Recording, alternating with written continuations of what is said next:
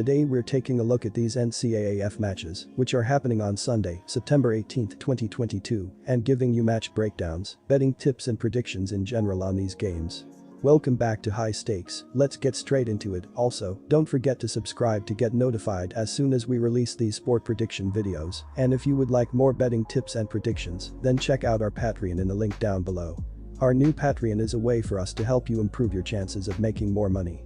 Multiple plans are available for each and every one of you. You can get 30 extra betting picks all the way up to 360 extra betting picks per month. Stop wasting hours of your time searching for bad betting picks that ends up costing you a lot of money. Join the High Stakes Patreon now and get the best betting picks. Going back to our video, we will give you 2 betting picks for each game, a team pick and a total pick based on facts and detailed explanation. So make sure to watch our videos till the end so you don't miss any of our picks. Arizona Cardinals vs Las Vegas Raiders. You never like to use the word desperate this early in the season, but based on the performances of both teams in Week 1, the word is pretty appropriate.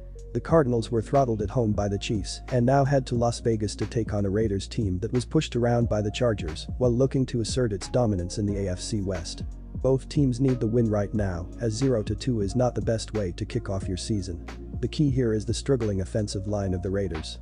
The Cardinals don't have a killer pass rush like the Chargers, and they continue to line up in a wide 9 formation, but with a weak offensive line and a somewhat anemic Raiders ground game, they may not have to do much to compete in a game that could be a bit of a back and forth.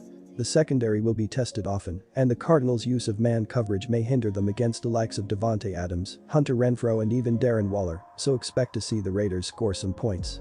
On the other side of the ball, the Cardinals are going to come at the Raiders from all angles. They would utilize James Conner early and try to establish more play action downfield. We also expect Kyler Murray to get a little more creative and extend plays with his legs. The real issue is this receiving core. Marquise Brown is solid, and a healthier Zach Ertz will help on the underneath, but if the Cardinals are going to score points, they need their secondary wideouts to step up. It's more than possible, so regardless of who wins this one outright, expect it to be close. Our team pick is Cardinals plus 6 points. Desperate teams take a lot of chances, and both the Raiders and Cardinals are built to do just that. Arizona had trouble containing the Chiefs last week, and the Raiders have a lot of talent on the offensive side of the ball, with Davante Adams, Hunter Renfrow and Darren Waller. Man coverage, a wide 9 formation and a mediocre pass rush can make it difficult to stifle an offense that has so many different directions to take. It should be interesting to see if Las Vegas tries to establish the run early, but in the end, this feels a lot like Derek Carr will be heaving the ball downfield and scoring some decent points. But Kyler Murray isn't going to stand by and just watch his team crumble like they did last week, so expect a fight from him for all 4 quarters. Expect them to start with a ground game, but don't be surprised if this one turns into a bit of a track meet as Murray looks to sling the rock downfield and attack the Raiders' secondary. Even if the Raiders' pass rush finds ways to put pressure on Murray, his ability to roll out and create a little chaos should be on full display. The race to victory should be fun to watch in this very likely high-scoring affair. Our total pick is over 51.5 points. Cincinnati Bengals vs Dallas Cowboys. Both the Cincinnati Bengals and Dallas Cowboys could really use a win heading into Week 2 after losing their respective season openers. As bad as things were for Cincinnati in Week 1, no team endured a disaster quite like Dallas. Not only did the Cowboys lose to the Buccaneers 19-3 at home, but they also lost quarterback Dak Prescott to a broken right thumb. It sounds like Prescott won't have to go on injured reserve and could come back in early October, but whatever the case, he will definitely be out for this game. That means Cooper Rush will be under center for the boys, which probably isn't a great thing. Rush's body of work is small. He has thrown only 63 passes in his entire NFL career, including 13 after he replaced Prescott last week, 7 for 13, 64 yards, no touchdowns, no interceptions.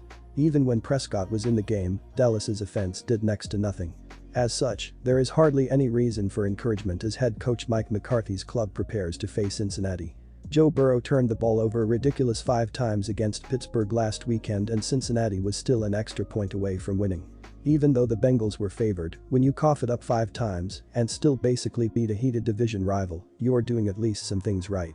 And it's not like Burrow can be expected to be that bad again. After all, this is a guy who was the number 1 overall pick in 2020 and led his team to the Super Bowl last season. Plus, the Bengals will most likely win this game with their defense. Burrow shouldn't have to be amazing. Since he was in the top half of the NFL in total defense in 2021 and was tied for 11th in sacks with 42. The unit held Pittsburgh to 267 yards of total offense on 4.4 yards per play in Week 1. I don't see Rush and the Cowboys moving the ball with any kind of consistency on Sunday. The Bengals are 8-1 ATS in their last 9 overall, 5-0 ATS in their last 5 on the road and 7-2 ATS in their last 9 following a loss. Dallas is 1-4 ATS in its last 5 at home. Count on Cincinnati winning big. Our team pick is Bengals -7 points. This isn't a huge number, but it's also not the smallest of the week. 2 other game totals are lower, one is also 41.5 and another is barely higher at 42. As such, I'm not about to take the over in game in which one offense is led by Cooper Rush and the other is coming off a 5-turnover, 7-sack performance. Burrow may be running for his life again in Week 2, as he first had TJ Watt coming at him and now it will be Micah Parsons. Something like a 24-17 win for Cincinnati keeps this under the total, and I wouldn't be surprised if it's more along the lines of 24-13 or even 20-13. The under is 6-0 in the Bengals' last 6 overall and 27-2 in their last 29 on the road.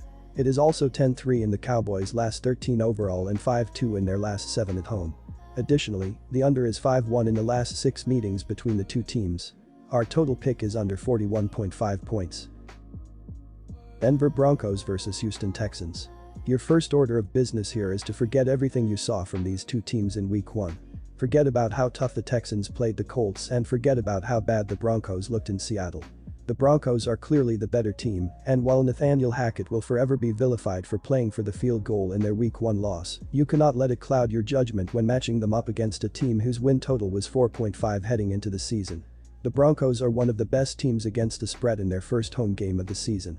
They are 7-1-2 ATS over their last 10 seasons, and that winning percentage stays up no matter how far back you want to go. Lovie Smith's Texans were amped up for their first home game of the season, but now have to travel to Denver, where most, if not all, teams struggle with the altitude. Their defensive scheme looks great on paper, but will have difficulty containing Denver's firepower. The Broncos have a strong, well-balanced team, and let's not forget what last week's score would have looked like had they not twice fumbled the ball at the goal line.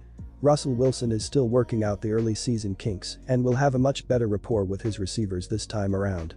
No one likes to lay nearly double-digit points when betting the NFL, but with strong offensive weapons and a defense that needs to prove itself this week, Denver should win this game handily and right the wrongs of Week 1. Our team pick is Broncos -9.5 points. After last week's debacle on the road, the Broncos know they need to right the ship and will take it out on a Houston defense that played well enough to eke out a tie against the Colts but won't be able to handle Denver's offense. Nathaniel Hackett's admission of regret from Week 1 will likely show up in the form of letting Russell Wilson do his thing and having offensive coordinator Justin Outten call plays of a less conservative nature. The 1-2 punch out of the backfield will shine bright against a Texans defense that allowed 177 rushing yards last week, and Wilson will line up more shots to his wide receivers than we witnessed in Week 1. The results will be exactly what we expected to see during the preseason. Meanwhile, the Texans are going to have a tough time consistently moving the ball against Denver. Defensive coordinator Ejiro Evero is a branch on the Vic Fangio coaching tree, and he plans on being aggressive against this mediocre offensive line of Houston. We can expect a heavy blitz package and lots of pressure on quarterback Davis Mills. The Texans gave it all they got in Week 1, but heading into Denver, playing in that altitude and facing an angry team looking to rebound is going to make scoring very difficult for them. Our total pick is under 45.5 points.